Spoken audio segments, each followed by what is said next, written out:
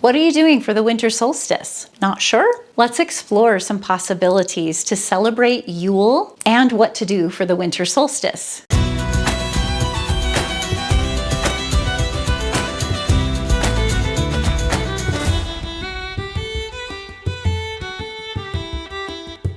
Welcome, I'm Kim Marie, and this channel is all about supporting women to step into their most empowered self so they can live their most fulfilling life. So today we are going to explore some Yule traditions. We're going to begin to understand Yule traditions and traditional Yule activities. I'm going to give you a list of them so that you can create your Yule celebration and have something special to do for the winter solstice. We're also going to spend a little bit of time reflecting on the season and understanding the importance of that. First, I want to invite you to a completely free gathering, my winter solstice gathering. That is a completely free gift. I always do gatherings. They're a beautiful 90-minute ritual of a gathering of women coming together to celebrate the magical energy. These quarterly festivals, the solstices and the equinoxes, are such an energetic portal through which we can enter consciously to kind of garner all of the energy and wisdom that is available to us during those festivals to guide us on our soul's journey and help us align more with nature. And I have the winter solstice coming up, and even if you're watching this video in the middle of summer, these are free gatherings at the quarterly festivals that I have every year. Always check out the free gifts page. The link is in the description. Click on the link for the one coming up next and be sure to join me for that. It's completely free in such a powerful way and something special to do for the winter solstice as a way of celebrating Yule because it is on the winter solstice. So let's explore Yule traditions. I want to talk a little bit about some of the historical and cultural aspects of Yuletide or the winter solstice. So yes, Yuletide or Yule and the winter solstice are one and the same. Yule is a term used in pagan tradition for celebrating this time of year. It's really a celebration of the return of the light because on the winter solstice we have the shortest day, in other words, the least amount of daylight in the year and the longest night. But after that, the nights begin to grow shorter and the days begin to grow longer. So there is this beautiful celebration of this return of the light, this appreciation for the light, and also a tuning into the light that is within us to help guide it forward. In Germanic and Norse traditions, it really was a celebration of the return of the sun and a sense of hope coming forward. It's also been associated with the god Odin and the wild hunt and a sense of fertility to bring forth into the new year. Christian tradition has often kind of co-opted the pagan festivals. We don't realize how many of the Christian traditions have really been placed very strategically to offer an alternative to what indigenous peoples have celebrated for millennia. And so there's no mistake that Christmas, which is also a celebration of this birth, this return of the light, this coming of the light, a little bit different context, but overall the same idea. And many other wisdom traditions also have celebrations around this time of year, around the winter solstice, to celebrate this coming of or returning of the light. So Yule, similar to winter solstice, is really celebrating this concept of renewal and hope and honoring the natural cycles of the year. Now, this concept of honoring natural cycles, I have a previous video that I talked about the 12 basic laws of nature. And in that, I talk about the law of rhythm. And there will be a dark period, there will be a light period. That's an example of this law of rhythm. And everything is constantly moving. And believe it or not, tapping into these beautiful natural festivals and rituals that are naturally occurring in our environment, in our experience, in the rhythm of the year is such a powerful way to tap into those universal laws to help us actually manifest our intentions and create the life that we're here to create. So I want to offer a list of Yule traditions, a list of activities that you can actually do for Yule. And I'm going to refer to some notes I have in front of me that I can offer you to consider as practices for what to do for the winter solstice. Now, the first is the lighting of the Yule log. I remember when I was a kid, I had like a half log that was drilled out for a candle to hold. And we would decorate in school the Yule log with little evergreens or other decorations some pine cones and things like that. That is what is often represented as the Yule log with some candles in it. You can make one for yourself, you can decorate it, create something for yourself. It's the lighting of the Yule log that is symbolic of this idea of the return of the light. So lighting it ritualistically to honor the return of the light is a beautiful practice to engage in with Yuletide. Now, similarly, you can decorate not only your Yule log, but your home with evergreens. And many people do this for the Christmas holiday, and it was also very much a tradition in the Yuletide festivals. Decorating with evergreens was indicative of the everlasting life, this concept of bringing that symbol of life and the branches that were symbolic of life and the light returning was such a powerful practice to celebrate Yuletide.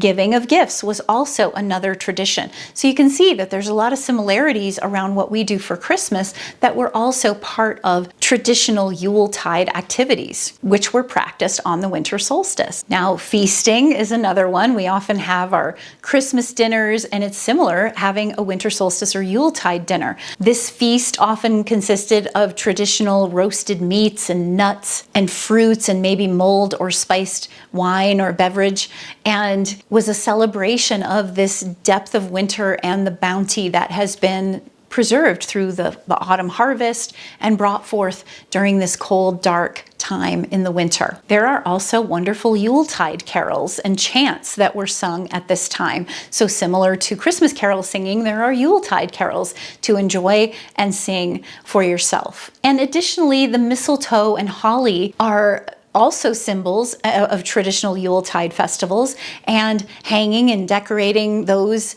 elements in your home. The concept of mistletoe was also considered protective of the home, not just something to kiss under. Now, divination was another practice that might happen at Yuletide. Doing certain things, like in our tradition, we might use oracle cards or a pendulum or something to consider the prophetic nature of this deep, dark time.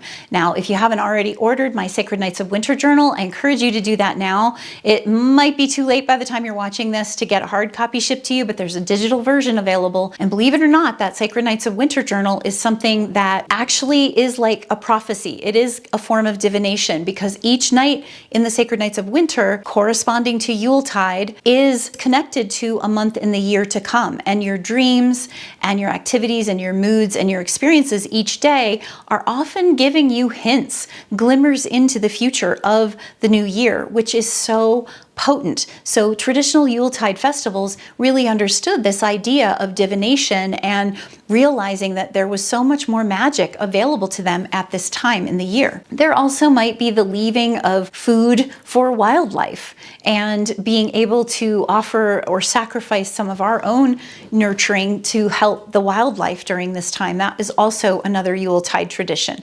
There's also something called wassailing, if I'm saying that correctly. It's a singing to the plants or the creatures of nature, often specifically focused on things like fruit trees to encourage a bountiful harvest.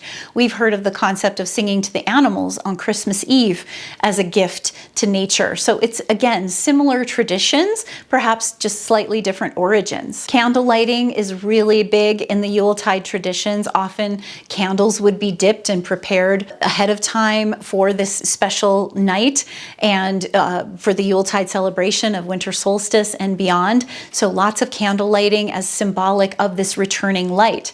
Similarly, there would also often be what was known as a Yule vigil, where people would stay up all night to kind of sit vigil with the Yuletide energies and welcome the lengthening days to come. This is often a tradition that has carried over again into Christianity, with staying up until midnight on Christmas Eve at the very least, or midnight mass, things like that. So it's a similar idea of holding vigil to this special magical time of the transition and the return of the light. And a final Yuletide tradition to consider is community, gathering in community. And I've already mentioned the winter solstice gathering gathering that I have coming up, and gathering with your family and friends on Yuletide can be such a powerful way to acknowledge and bring in this time together and remember that we're not alone in this. I also have a very special program that I invite you to check out. It's called my Solace program. Now, Solace, soul ace, literally means ace is one, soul is the sun, and it's to become one with your inner sun. It is a journey to remember who you are, reconnect to what matters, re-envision new possibilities for your life, and rebirth yourself into that. And during this Yuletide season, we are being given a drop of our own divinity. It's like a spirit seed is being planted within us. And then there is this incredible nurturing that needs to happen to tend and allow for that seed to grow. And that is what my Solace program is. It's a process of taking us on the journey through the 4 seasons of the year so that we stay tuned in to these amazing seasonal festivals and rituals and energies, as well as learning to grow and evolve in our own process, own soul's journey, so that we can nurture that seed and also ultimately prepare for the cycle to happen again, so that we prepare for the next spirit seed to be planted within us during the next Yuletide. So check out my Solace program. The link is in the description. It's a beautiful space of community and connection and sisterhood for women, and I highly encourage you to check it out. I've made it so accessible at various levels to support you on your journey through the year. So with this list and all these different ideas, I hope that what you will do is take it and make it personal. Make these your own. Make the Yule celebration yours. Maybe you add different crafts to the process or different activities, or you integrate different traditions. I know in my own home, I have integrated my Christian upbringing and some of the traditions that come from that into new traditions and weaving in the honoring of Indigenous wisdom and my Celtic heritage of celebrating Yule and the winter solstice, and giving me so much to do during this beautiful magical season to connect with the depths of my own being and with the depths of nature. And most importantly, Yuletide and the winter solstice is such a powerful portal for us to focus on self-reflection. You can do some of that with my Sacred Nights of Winter journal. There's a lot of space and prompting in there for self-reflection, but it's really this season of self-reflection. It's this asking us to turn inward, reflect deeply on what's happened through the year, who we're becoming, what we've learned, what we've gathered, how we've become more resourced, or maybe whatever struggles we're facing and how we might begin to move through those. There's so much information to us available at this time of Yuletide and the winter solstice. So I hope you will take this time seriously and consider your traditions, but most importantly, consider how you can turn inward and reflect and reconnect with yourself in the most empowering way so that you can create a new year that is truly aligned with your highest potential. Thanks for watching. I look forward to seeing you in the next video.